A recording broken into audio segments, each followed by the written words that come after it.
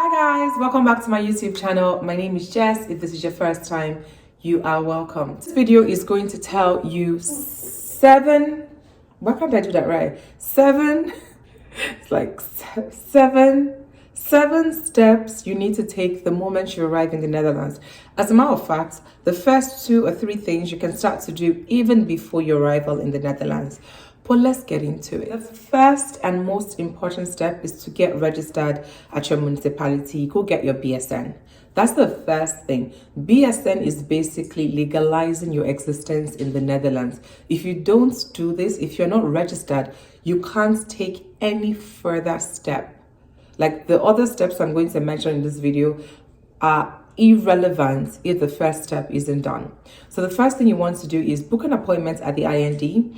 You can, once you've gotten your MVV from your home country or wherever you're coming from, you can actually book the appointment remotely and then aim to make the appointment in person when the time comes for your move. Once you get to the IND, you're going to automatically get your BSN number the same day. The only thing that could take some time, maybe a few days or a week or 2, is the actual residence permit or your work permit card. But typically you should be able to get a printed paper that has your BSN there. Now you can take that BSN right from the IND and go to number 2. Open a bank account. You definitely want to get your Dutch bank account. So you can either use ABN AMRO, Rabobank, ING, and whatever else you have researched and feel like meets your needs in terms of the offerings that the bank provides. To open a bank account, you're going to need, oh my God, my neighbor is looking at me from downstairs. And to open a bank account, you are going to need a house address. Now, it is very unlikely that you have gotten an apartment before you land in the Netherlands. There are some people who have heard stories that they got their apartments or their houses before they got here. Maybe someone helped them look or they looked at it remotely, but that's quite unlikely looking at the markets today. So you don't have a house address. You're wondering, what am I going to use? You can actually use your office address. Just let your HR know or ask them if that's something you can do. But that's what I did for all of my dealings. I used my office address until I made the change when we got this apartment. I used ABN AMRO, and at the time, to even get our debit cards took us at least 2 weeks. So we could not really do much during that period. So anticipate a bit of, I don't want to call it delay, that's their process. They will set expectations with you, ask questions, they will let you know when the bank accounts will become active and then when you can also expect to receive your debit card. The third thing you want to do is go get yourself a local Dutch line. Maybe you did this at the first thing, but who are you calling when you get here? That's WhatsApp cannot help you. Just joking. Get yourself a SIM card. When we moved here, we actually got SIM cards from IND, if I remember correctly. We got like a nice starter pack. There's this book about the Netherlands or like navigating Amsterdam, something around that. But we got a SIM card anyways, and that's what my husband is still using till today. So if you get that from the IND, then you can actually just use that or buy a new one. Like, it's not expensive to buy a SIM card, but you have to have a Dutch line. Eventually. You don't have to have a Dutch number before you get a bank account. So I remember registering with my Nigerian number actually, and it was just mostly the address as to where they deliver your cards, where they'll deliver this, what they used to register you. That's important, way more important than getting a SIM card or a Dutch line. So yeah. The next thing you want to do is go fix up your health insurance. Health insurance is not a conversation.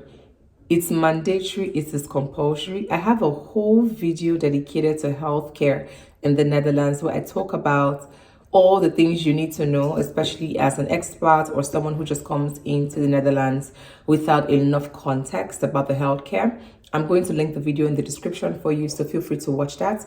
Just get the most basic one so that you're ticking the box in terms of compliance, right? And the thing is, no matter how long it takes you to get your health insurance, deductions will start with retroactive effect. So if you move to the Netherlands in January and you take out your healthcare in April, The money from January, they're still going to charge you for it, my dear. So you better just do it on time. And if you don't do it on time, I think we have a timeline of like 3 to 4 months. I don't remember. It's in my video that I spoke about. Go watch it. If you don't take out your health insurance within that time frame, you actually can get fined. The next thing you want to do is start your home search. And if you've got kids, you also want to have started your daycare search as well, or the search for school, like whatever that looks like for you, you need to start doing it. I also have a video on home finding in the Netherlands. I also have a video on home finding in the Netherlands. I'm going to put the video in the description box for you. So I hope that the video can provide some helpful insights as you begin your home search. The 6th step you want to take is find your GP.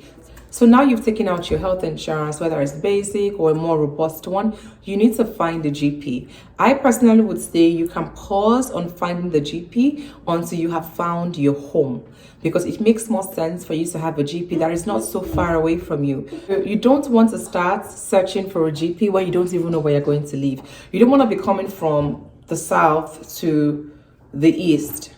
Can you see my hands? From the south to the east, just because you want to go and see your GP. The final step you need to take is get ready for your taxes. Apply for your DigiD.